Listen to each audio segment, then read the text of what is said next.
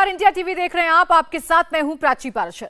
कश्मीर पर हिंदुस्तान से कूटनीतिक स्तर पर हार चुके पाकिस्तानी हुक्मरान नई बिसात बिछाने की कोशिश में हैं। शहबाज हो या भुट्टो, दोनों बार बार दूसरे मुल्कों से एक ही मिन्नत कर रहे हैं कि कश्मीर पर कुछ तो बोल दो, ताकि वर्ल्ड फोरम पर हम अपना चेहरा बचा सकें। लेकिन पाकिस्तान की जनता भी नेताओं की चाल समझने लगी है। पाकिस्तानी आवाम पूछ रही है कि कश्मीर की रट लगाकर पेट भरेगा क्या? जनता की इकोनॉमी क्रैश हो रही है तो कश्मीर के नाम पर ऐश कर रहे हैं। आखिर पाकिस्तान जनता नेताओं से इतनी खफा क्यों है? देखिए इस रिपोर्ट में। We encourage Pakistan and we encourage India to follow the track of the ceasefire. फिर वही कश्मीर, फिर वही मजहबी बिसात और इस बिसात के नए नए मोहरों की तलाश। पाकिस्तान का ताजा तरीन प्लान यह था कि इस बार जर्मनी के मुंह से कश्मीर का नाम निकलवाकर मनमाफिक हेडलाइन बना ली जाए और पाकिस्तानी जनता अपने हुक्मरानों पर फिर से निहाल हो जाए। लेकिन हुआ क्या, खुद देखिए और सुनिए। वज़ीर खारजा जो जर्मनी की फॉरेन मिनिस्टर है, उनका बयान कश्मीर के हवाले से जो मुझे दो चीजें नजर आ रही हैं कि इस वक्त अमेरिका और western countries, European countries Bharat से नाराज हैं, रूस से तेल लेने की वजह से और यूक्रेन में उनका झुकाव रूस की तरफ होने की वजह से नजर आ रहा है कि यूरोपियन कंट्रीज और अमेरिका ये थोड़ा से they are flexing the muscles, लेकिन ये टेम्परेरी स्टेट होगी। उसकी वजह ये है कि Bharat has grown so big, matter of fact, in economically and दूसरा इन्फ्लुएंस के लिहाज से कोई ना कोई चीजें सेटल हो जाएंगी जल्दी। ये तो हुई पाकिस्तान के बुद्धिजीवियों की बात जो अपने सियासतदानों की रग रग पहचानते हैं और कश्मीर नाम के झुनझुने की हकीकत भी जानते हैं। लेकिन क्या आम पाकिस्तानी का दिल कश्मीर के नाम पर बल्लियां उछल रहा है? कश्मीर का इशू है वो हमारे लिए, किसी और मुल्क के लिए नजर नहीं आता। बिल्कुल सेम इसी तरह से है, मतलब अपने मुफाद के लिए हर बंदा काम करता है। क्या जितना को वो कर रहा है, जितना को इंडिया इन्वेस्टमेंट कर रहा है, क्या हम कर रहे हैं अपने कश्मीर के लिए? वो तो हम पंजाब में भी नहीं कर रहे, सिंध में भी नहीं कर रहे, क्योंकि हम इकोनॉमिकली वैसे वीक है। वो उसका तो इंफ्रास्ट्रक्चर हमारा ओवर हाल ही प्रॉब्लम है। 40% तो हमने बेसिक रेलवे का इंफ्रास्ट्रक्चर ही तबाह कर दिया हुआ है, क्योंकि ड्यू टू करप्शन जो भी सर्कमस्टांसेस हैं व्हाटएवर। लेकिन वो तो इन्वेस्टमेंट के हमारे यहाँ पे ही नहीं है, तो हम पहाड़ों के ऊपर कैसे चढ़ेंगे? हमारा जो कश्मीर है, अगर हम उनकी ज़बरदस्ती कब्जा करें, भाई आप मुस्लिम कंट्री हो तो आप हमारे साथ रहो, ये बहुत गलत है, क्योंकि उनका अपना राइट है। जहाँ जाना चाहते हैं, जिनके साथ रहना चाहते हैं, वो उनकी मर्जी। कहां तो पाकिस्तानी हुक्मरान कश्मीर के नाम पर अपनी ताजा तरीन कलाबाजियों पर बैंड बाजे और तालियों की गड़गड़ाहट की उम्मीद पाले बैठे थे, और कहां उसकी जनता पाकिस्तानी कब्जे वाले कश्मीर पर भी सवाल उठाने लगी है। लेकिन जनता की आवाज पाकिस्तान के रूलिंग क्लास के कानों में इतना चुभती है कि वो आवाम को कश्मीर पर खामोश रहने की नसीहत देने लगा है। मैं उन पाकिस्तानियों से यही दरख्वास्त कर सकता हूँ कि अगर आप कुछ पॉजिटिवली कंट्रीब्यूट नहीं कर सकते कश्मीर के मामले को आगे ले जाने के लिए, तो खुदारा थोड़ा सा खामोश ही रह लीजिए। इसमें अपनी राय का ज़रूर इजहार कीजिए, वो आपका हक़ है। लेकिन मैंने आज तक किसी से नहीं सुना कि कश्मीर की वजह से भारत के लिए मसाइल पैदा हो गए। वो तो एक ज़ुबान होकर यही बात करते हैं कि जी कश्मीर कोट अनकोट उनका अटूट अंग है। हाल ही में पाकिस्तान ने अपने इस्लामाबाद में अमेरिकी राजदूत डोनाल्ड ब्लूम को अपने कब्जे वाले कश्मीर का दीदार कराया था। डोनाल्ड ने मुजफ्फराबाद में जगह जगह फोटो खिंचाई और फीते काटे और पाकिस्तान को खुश करते हुए कश्मीर के इस हिस्से के लिए पहली बार आजाद कश्मीर शब्द का इस्तेमाल कर दिया। यकीनन ये वाकया पाकिस्तान और अमेरिका के लिए नए सिरे से पक रही खिचड़ी की नुमाइश थी। शरीफ सरकार ने यह तमाशा इसीलिए खड़ा किया कि आटा, रोटी, रोजगार, पेट्रोल के लिए तरस रही पाकिस्तानी जनता कश्मीर के नाम पर फिर से भूखे मरने को खुशी खुशी तैयार हो जाए। लेकिन लोग अब थक चुके हैं। पंजाबी में कहते हैं वो सानू लॉलीपॉप दिखाते हैं, अच्छे अच्छे ख्वाब दिखाते हैं जी।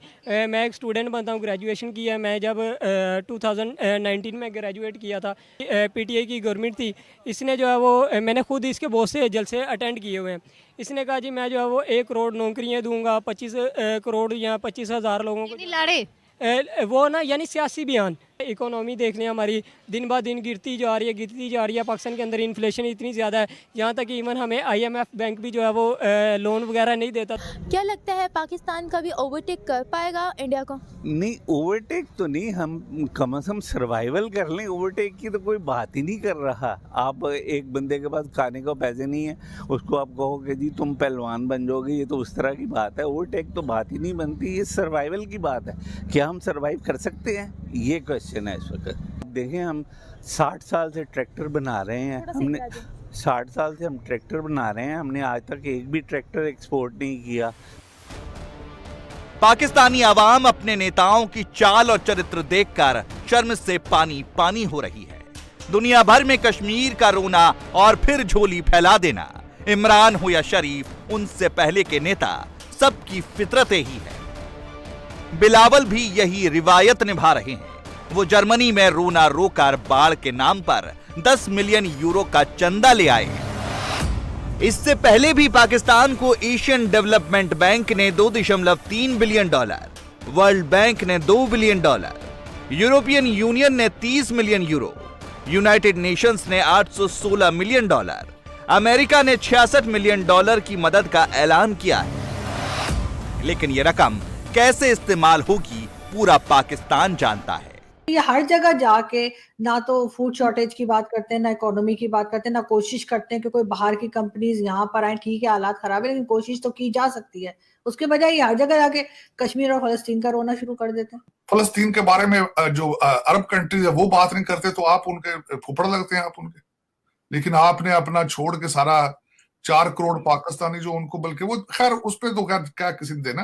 लेकिन बिलावल भुट्टो साहब एक बात में कामयाब रहे हैं, 1 करोड़ यूरो की कमिटमेंट ले आए हैं जर्मनी से, और वो मेरे ख्याल में जर्मनी से पाकिस्तान तो नहीं आएंगी, वहीं से इधर उधर हो जाएंगी, स्विट्जरलैंड, लंदन, टोरंटो आ जाएंगे। जो बाहर से पैसा जा रहा है ये कहाँ जा रहा है? मैंने कहा पाकिस्तान तो नहीं आएगा। लाहौर कराची से आटे का थैला नहीं पहुंचता सलाब दुकान तक, तो डॉलर किस तरह पहुंचेंगे? तो करप्शन और चोरी डकैती के नए नए रिकॉर्ड देख और सुन रही पाकिस्तानी जनता के जख्मों पर तब और भी नमक पड़ जाता है जब वो भारत की ओर देखती है। भारत ने हाल ही में इंग्लैंड को पीछे छोड़कर दुनिया की 5वीं सबसे बड़ी इकोनॉमी होने का तमगा हासिल कर लिया है। चंद रोज पहले पीएम मोदी ने देश में 5G सर्विस की लॉन्चिंग भी कर दी। पाकिस्तान के सोशल मीडिया पर ये तस्वीरें छाई हुई हैं और लोग अपने नेताओं से पूछ रहे हैं कि भाई हमारा 3G सर्विस भी कब ढंग से चलाओगे? पाकिस्तान में ये नहीं हुआ, इंडिया में हो गया, क्योंकि वहाँ पे 4G से, यहाँ पे तो 4G भी सही नहीं चलता, वहाँ पे 5G भी आ गया, तो बहुत अच्छी चीज़ है। बिल्कुल टेक्नोलॉजी है और बेनिफिट्स तो होते हैं जो भी नई चीज़ आती है। मेरे ख्याल से पाकिस्तान में भी कुछ ऐसा लॉन्च होना चाहिए इंशाल्लाह। 75 ईयर्स में ऐसा कभी हमने देखा नहीं, जो चीज़ आती भी है वो बर्बाद होकर वापस ख़त्म हो जाती है। क्यों? मुझे नहीं लगता, पता नहीं क्यों ऐसा होता है, क्यों नहीं सीधे हो रहे ये लोग, मुझे समझ नहीं आती ये बात। इवन आप देखें ना, मेरे फ़ोन में खुद में, हालांकि मैंने अपडेट भी किया है, उसके बावजूद 3G चलता है, 4G का कोई सिस्टम ही नहीं है। तो पाकिस्तानी जो है वो क्लेम करते हैं कि हमारे यहाँ प्रोग्रेस नहीं हो रही, हमारे यहाँ क्राइसिस है, हमारे पीछे बर्बादी की रीज़न सिर्फ इंडिया। आपको लगता है इंडिया ऐसा है? मुझे नहीं लगता कि इंडिया, क्योंकि देखिए जैसे अगर 5G लॉन्च करना था तो हमें इंडिया ने तो नहीं रोका कि आप 5G अपने मुल्क में ना लॉन्च करो। इस पर हम ये नहीं कह सकते कि इंडिया की वजह से, बल्कि हमें उनसे एक मोटिवेशन लेनी चाहिए कि यार हमसे पहले वो कैसे ले आए हैं। उनका मुल्क भी तो हमारा हमसाया मुल्क है, हम भी ओवेस ही बात है, हम उनसे पहले लेके आ सकते हैं। गवर्नमेंट जो है वो इंफॉर्मेशन टेक्नोलॉजी की जो दौड़ है उसमें आगे निकलने की कोशिश नहीं कर रही, ना अपनी यूथ को जो है वो अवेयर कर रही है कि वो इस इंडस्ट्री में जो है वो आगे निकलें। उसके बरक्स हमारे जो हमसाया ममालिक हैं वो हमसे बहुत आगे जा चुके हैं। मुसलमानों के नाम पर भारत के टुकड़े करवाकर जिन्ना ने पाकिस्तान तो बनवा लिया, लेकिन 75 साल बाद सरहद के पार के लोग उस दौर को याद कर रहे हैं जब उनका मुल्क भी भारत कहलाता था और इस पूरी धरती को दुनिया सोने की चिड़िया के नाम से जानती थी। थोड़ा सा अगर माजी में भी जाएं तो ईस्ट इंडिया कंपनी ने अगर हिंदुस्तान के अंदर आके वो ट्रेड करना चाह रही थी तो उस वक्त भी उसे सोने की चिड़िया किस बुनियाद पर कहा जाता था? यहाँ पे कोई सोने की चिड़िया नहीं उगती थी। यहाँ पे तब भी इतनी ही मार्केट मौजूद थी जितनी आज मौजूद है, और उस लिहाज से उस दौर के मुताबिक वो आए यहाँ पे ट्रेड करने ही थे, क्योंकि यहाँ पे मार्केट बहुत बड़ी थी। तो हिंदुस्तान आज भी सोने की चिड़िया, क्योंकि आज भी लोग तमाम ममालिक दुनिया के वो इसलिए प्रेफर करते हैं क्योंकि वहाँ पे इकॉनमी बहुत ज़्यादा, उनकी बहुत बड़ी पॉपुलेशन बहुत बड़ी है, और इकॉनमी जो है वो कम्स फर्स्ट और बाकी चीज़ें बाद में। इंडिया बहुत बड़ी मार्केट है, एक काफ़ी बड़ी मार्केट और एक छोटी सी 2-3 दुकानों वाली मार्केट में बहुत फ़र्क होता है। तो पाकिस्तान एक छोटी सी मार्केट है और इंडिया एक बहुत बड़ी मार्केट है। तो आप छोटी मार्केट से तो इतना आप उसको प्रेफर नहीं करेंगे, आपकी प्रायोरिटी हमेशा यही होगी कि आप एक बड़ी मार्केट को टारगेट करें और ज़्यादा से ज़्यादा ऑडियंस को आप अपना टारगेट करके उनको अपना कस्टमर बनाएं, उन पर अपनी चीज़ें, अपने प्रोडक्ट को सेल करें। तो इंडिया एक बहुत बड़ी मार्केट है, इसीलिए इंडिया को टारगेट ज़्यादा किया जाता है, इसीलिए इंडिया को प्रायोरिटी पर रखा जाता है। पाकिस्तान की बदनसीबी यह है कि वो अपनी पैदाइश से लेकर अब तक जिहाद के नाम पर सांसें ले रहा है। इतिहास के तमाम मुस्लिम आक्रमणकारी जो इस धरती को रौंद कर चले गए, आज पाकिस्तान में हीरो की तरह पूजे जाते हैं। वहां की सत्ता इसी पागलपन को मजहब की तरह पेश करने पर तुली हुई है, लेकिन पाकिस्तानी जनता अब और पागल बनने को तैयार नहीं है। यहाँ पे जो लोग रहते हैं उन्होंने हमेशा फॉरेन इन्वेडर को वेलकम कहा है, उन्होंने जंगें नहीं लड़ी। आप ये जिन लोगों को ये जिहाद की स्टोरियां सुनाते हैं, ये जिहाद वाली कौमें नहीं है। इनका अगर जिहाद वाले होते तो इनका कैपिटल लंदन ना होता। इन्होंने बड़े प्यार से पाकिस्तान बनाया था, लैंड ऑफ द प्योर्स। इन्होंने बड़े प्यार से अपने कैपिटल का नाम रखा था इस्लाम आबाद, लेकिन कैपिटल लंदन। तो आप किस कौम को सिखा रहे हैं कि आओ बच्चों जिहाद करें, आओ बच्चों जिहाद करें? लेकिन मुस्लिम उम्मा और जिहाद की बात करने वाले पाकिस्तानी हुक्मरान अपने पागलपन पर भी कायम नहीं रह पाते। पैसों के लिए वो चीन में मुसलमानों पर होने वाले जुल्मों से आंखें फेरने को तैयार हो जाते हैं। ये बात भी हर पाकिस्तानी की जुबान पर है। इंडिया आज ये इशू लेके आए कि पाकिस्तान जो है वो चाइना में मिलियंस ऑफ मुसलमान जो हैं उनकी एक तरह की जो है गिस्टापो कैंप टाइप सिचुएशन में उनकी जो है वो म्यूट है, लेकिन कश्मीर के मसले पे बार बार शोर डालता है। तो मैं समझता हूँ कि फिर ये जस्टिफाइएबल बनता है। पाकिस्तान के साथ आपने जो माइनॉरिटीज का जो हशर किया इन 50 सालों में, वो उनको नजर नहीं आता। जम्मू के हिंदू को ये नजर नहीं आता कि पाकिस्तान में जो हिंदू बसते थे 1947 में और जो पाकिस्तान में रह गए थे, उनके साथ क्या हुआ। पाकिस्तान में इन दिनों एक और मसला सुर्खियों में छाया है, वो है गधा। पाकिस्तान एक्सपोर्ट करेगा और चीन इंपोर्ट। इंडिया अपने मेड इन इंडिया प्रोडक्ट पूरी दुनिया में एक्सपोर्ट कर रहा है, और पाकिस्तान क्या एक्सपोर्ट कर रहा है? गधे और कुत्ते। तो आइए जानते हैं इस सारे मामले पर पाकिस्तान की आवाम का क्या कहना है। ये हमारे लिए अलमिया है कि हम गधे और कुत्तों पे आके सोच रहे हैं। गधे और कुत्तों से कौमें तरक्कियां नहीं करती। उसकी फार्मिंग करनी चाहिए, ठीक है, फार्मिंग करनी चाहिए, नए गधे प्रोड्यूस करने चाहिए। वैसे तो हमारे पास ऑलरेडी बहुत बड़ी खेप मौजूद है। अब मैं बयान नहीं करना चाहता कि कौन गधे समझने वाले समझ जाएं। तो पता है कि पाकिस्तान गधों की पैदावार के लिहाज से तीसरा बड़ा मुल्क है। उसके ऊपर वो डोंकी किंग वाली मूवी भी बन चुकी है, तो आप समझ सकती हैं कि वो किसके ऊपर बनी है। तो वैसे भी तादाद बहुत ज़्यादा है पाकिस्तान में गधों की। पाकिस्तान में अगर गधों की वैल्यू कोई नहीं है, तो अगर चाइना में जाके गधों की वैल्यू बढ़ जाए तो इससे और अच्छी बात क्या हो सकती है। गधे और कुत्ते एक्सपोर्ट करके अपनी ही जनता के बीच भद्द पिटवाने वाला पाकिस्तान अब जर्मनी के सहारे भारत को घेरने का ख्वाब पाले था। जर्मनी को तो माकूल जवाब भारत के विदेश मंत्रालय ने फौरन दे दिया।